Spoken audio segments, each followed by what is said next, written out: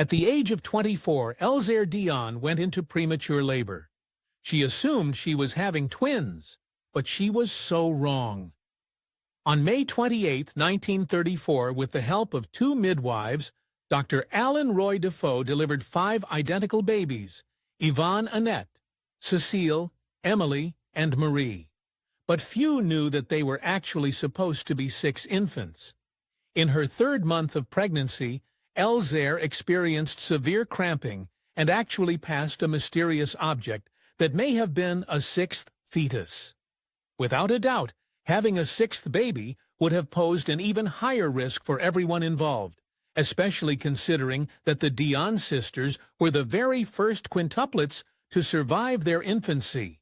Together, the baby's total birth weight was only 13 pounds, 6 ounces. They were so tiny, and yet they were about to become the biggest sensations imaginable. Dr. Defoe, cavalier-like and awestruck, went on a gossip spree after delivering the miraculous quintuplets. He alerted the girl's uncle, told everyone at the post office, and even shared the news with a store clerk, who advised him to take this jaw-dropping information straight to the newspapers. Of course, the domino effect was already in motion. The girl's uncle had already spread the word to the newspapers, but the consequences proved to be a double-edged sword. At first, the media circus that flocked to the Dionne Quintuplets actually helped them survive. Hospitals began shipping the family much-needed breast milk, and the Red Cross nursing team monitored their precarious health. Even journalists sent water-heated incubators that made all the difference. But there was also a dark side to all of the overwhelming attention. In the first few days, thousands of people showed up at the Dion home, hoping to catch a glimpse of the famed babies.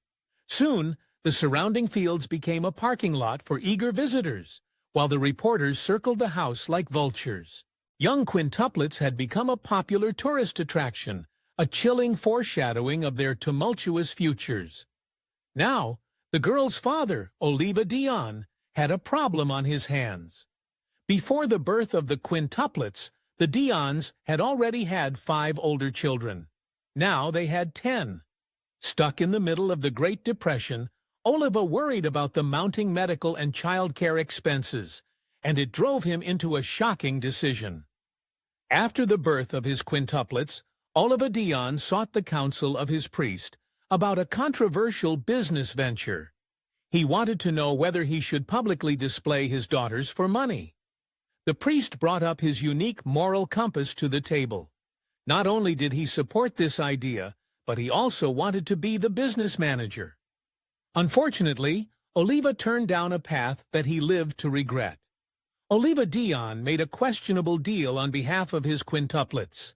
For tens of thousands of dollars, he agreed to relinquish his girls for 6 months so that they could appear at the Chicago World's Fair.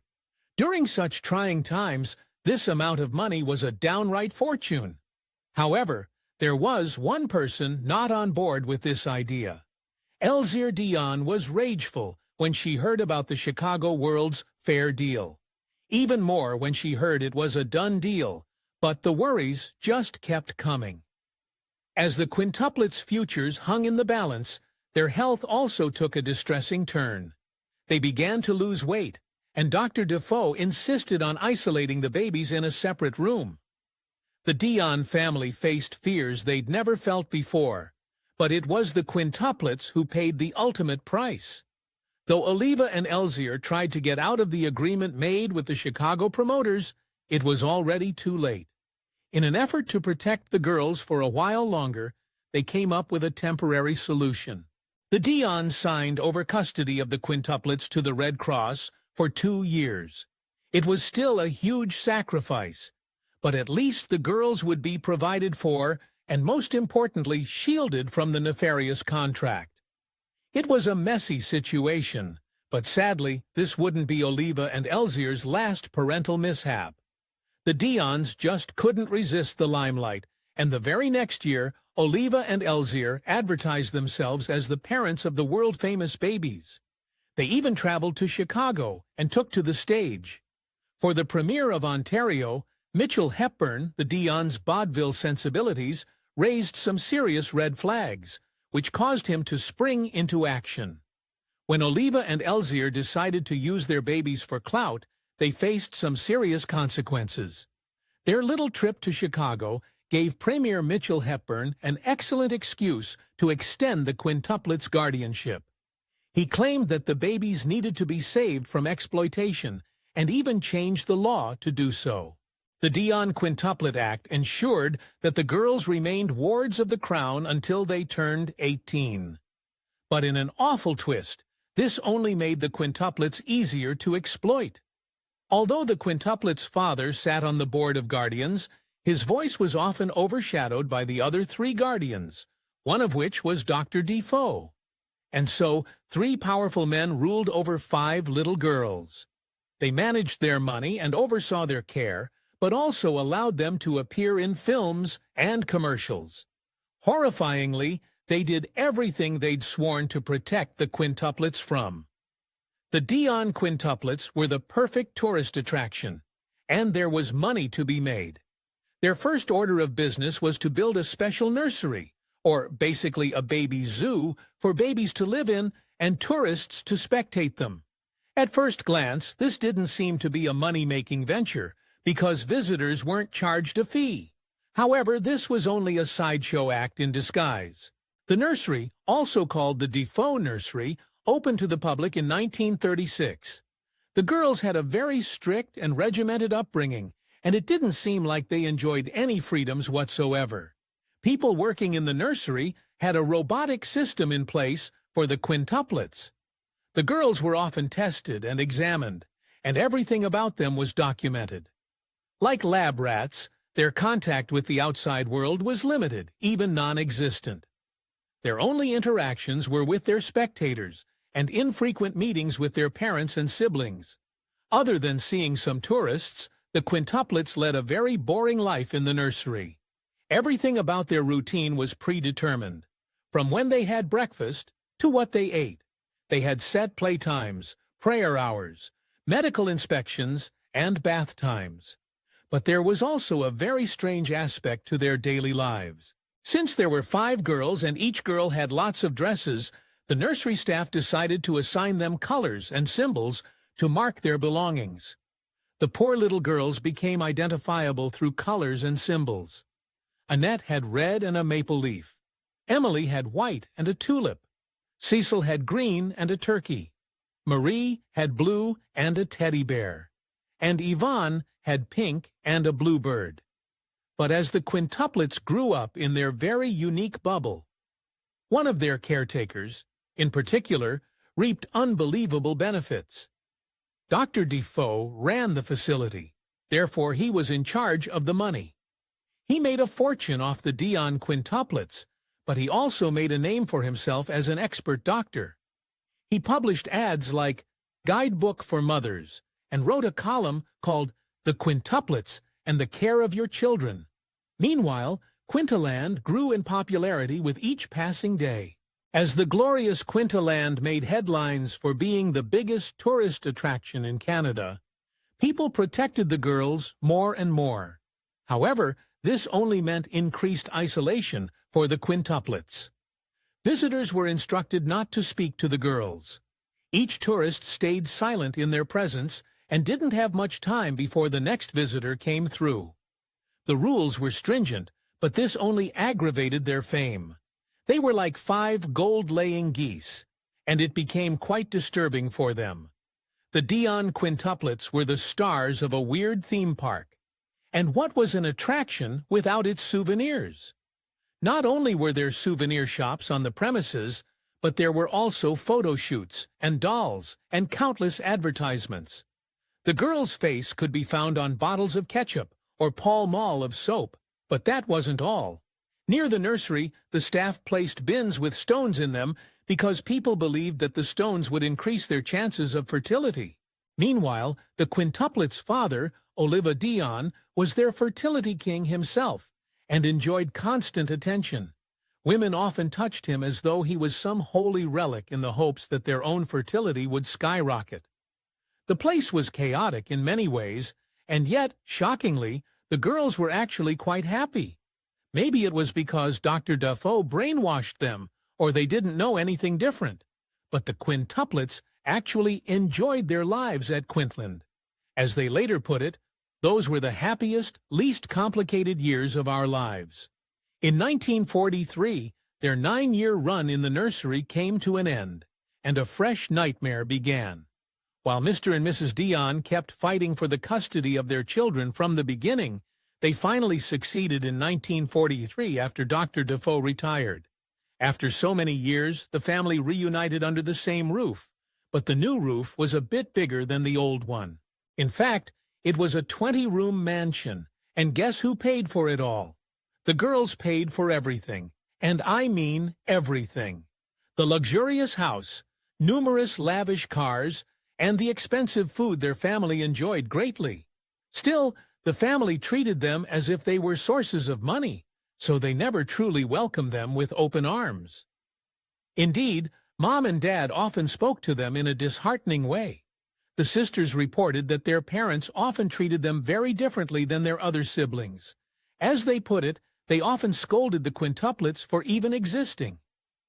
Their mother, in particular, often crossed the line. Ironically, Mrs. Dion, who fought for custody for years, acted very capriciously around the quintuplets. She frequently screamed and insulted the girls, and once in a while even injured them. While their other siblings got the carrot, they always got the stick. Even amidst their family, the girls felt terribly lonely. A lonely wolf pack of 5. Siblings usually team up against the parents, yet for the quintuplets, their siblings felt like strangers. Not only did they distance themselves from the children they hadn't seen for 9 years, but they struggled to connect with them. This was because the quintuplets spoke French, nursery rules, while their siblings spoke English. However, this was even their biggest household crisis. Of course, the man of the Dion household, Oliva, loved the quintuplets, as long as they provided money and kept the spotlight trained on him. He loved the attention he was getting, so he milked the girls' popularity for all it's worth. Every time he went out with his 5 daughters, an officer accompanied their car, which was its own form of spectacle. For the Dionne quintuplets, their new lives were a massive downgrade. Even when the quintuplets became teenagers, their families still treated them like special edition Barbie dolls that should always be on display. Wherever they traveled, they dressed identically, and they hated every second of it. They recalled their times at the big house as the saddest home we ever knew. On top of all the disappointment and misery, the girls endured some tragic incidents behind closed doors. Reportedly, they had multiple experiences where their father took them to a drive, but then stopped the car and made the girls very uncomfortable by touching them inappropriately. Shockingly, these demented outings were only the tip of the iceberg. One day, when helpless Yvonne got a chest cold, Oliva did an unspeakable thing with the excuse of helping his daughter. He allegedly used the application of liniment as a reason to get his hands on her. The girls, not being able to say anything, took precautions as best as they could. Some of the quintuplets' precautions included changing the way they dress. As if people didn't have enough control over their lives, now their dad's gross behavior influenced their decision-making. For example, Annette always wore turtlenecks and tried to dress extra conservatively in order to prevent her dad from becoming inappropriate. The quintuplets were such megastars that their parents turned a building into a private school for them, which allowed them to have more control over the girls' upbringing. When rebellious Annette told the school's chaplain about her father's strange behavior, not surprisingly, he did nothing. He officially had no escape, but this wasn't the only skeleton in the Dion family closet. The Dion family had countless secrets, and one of them involved Emily. She began to have seizures, but due to the stigma of the time against epilepsy, her family members kept their lips sealed. Sadly, this secret prevailed even when Emily's seizures intensified in magnitude and number. But as we'll soon see, this was destined to end in heartbreak. Marie, the youngest quintuplet, proved to be the boldest. As soon as she turned 19, she left her family home. surprising everyone. She must have thought her life was dark and disappointing, because she believed that even a strict nunnery would be a more joyful place to live. One by one, the girls left the family home with one simple goal: never to come back. They were ready for a fresh start, and the only thing they truly wanted was to never see their cold-hearted mother and creepy father again. They were finally free to pursue their passions, but sadly, Emily's days were numbered. After Marie joined a strict order of nuns, Emily quickly followed in her footsteps. Only 2 months after Emily joined the convent, tragedy struck. Due to her seizures, Emily wasn't supposed to be left alone. She asked other nuns to always be around her, but when one of them accidentally skipped her shift, fate stepped in. Emily had a seizure and landed with her face in a pillow. This led to her suffocation.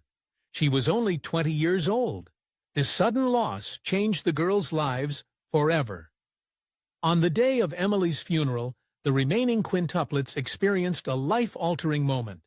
The media asked the girls to pose together for press photos and countless articles about their lost sibling. This was it for them. Since there weren't 5 of them anymore, the media craze and the exhausting fame would be over. They were right, at least for a while. When people asked Cecile about her sister Emily, she said that her demise was a sort of release from their roller coaster lives. After the nightmarish incident, the 4 girls moved to Montreal, far away from their family and the public craze. All they needed was each other, and they proved that no amount of grief could tear them apart. One great thing about being identical quintuplets was that they always had their sisters by their side, no matter what. So when they moved to Montreal, Yvonne and Cecile went to nursing school together, whereas Annette and Marie became roommates at university. However, when they started to form families of their own, they made a startling realization. As time passed by, the quintuplets formed relationships with people other than their identical sisters. Annette, Cecile, and Marie got married and had children, whereas Yvonne remained single. Despite succeeding in forming new families, the sisters often reported how difficult it was for them to stay away from each other. In 1970, the sisters went through another heartbreaking breakup. The youngest sibling, Marie, also passed. On that fateful day, after not hearing from Marie, her sisters panicked and called their doctors, who found Marie in her bed, gone for good. This was a devastating moment for the remaining girls, but more tragic news was around the corner. The 3 sisters, who supposedly had a hefty trust fund, struggled to pay their bills. They weren't even living extravagant lives, but the money was somewhat tight. That's when they realized that a stunning portion of their earnings had gone straight into the government's pocket. So much of their hard-earned money was gone. They were furious, and they took action. In 1997, the sisters decided to share their experiences in a surprising way. They wrote an open letter to the Macauis, who had recently welcomed septuplets into their lives. The letter was like a bitter warning because the sisters warned the parents about the dangers of publicity and exposing their children to the world. After all, the sisters were also embroiled in a shocking controversy. After the girls opened up about how the government treated them, they sought compensation for all the money taken from them. They requested $10 million, but this is where their situation took an unbelievably shady turn. Apparently, the government had burned all documents concerning the Dionne Quintuplets from 1934 to 1937. Of course, the government responded quickly. Premier Mike Harris, former Premier of Ontario, offered the girls $2,000 per month. It was such an offensive amount for the famous Dionne Quintuplets. The Canadian government profited millions because of them. The girls were furious, so they publicly denied the money and ran straight to the press. Eventually, the government, tails between their legs, offered the girls $2 million, then $3 million. The sisters turned down these numbers but finally settled on $4 million, as well as a thorough analysis of their trust funds. On top of that, the Premier made an official public apology on behalf of the government. After staying silent for decades, the sisters finally won control of their narrative. In 2001, the remaining quintuplets ceased to be a party of three. The firstborn Yvonne, who spent her life as a sculptor and librarian, also passed. Now, the majority of the quintuplets live together on the other side, while the two surviving sisters, Annette and Cécile, still live in Montreal. Thanks for watching History Exposé. If you love uncovering the best stories in history, hit like and subscribe to keep exploring with us. Don't forget to visit our main page, Factornate, for more incredible facts about everything.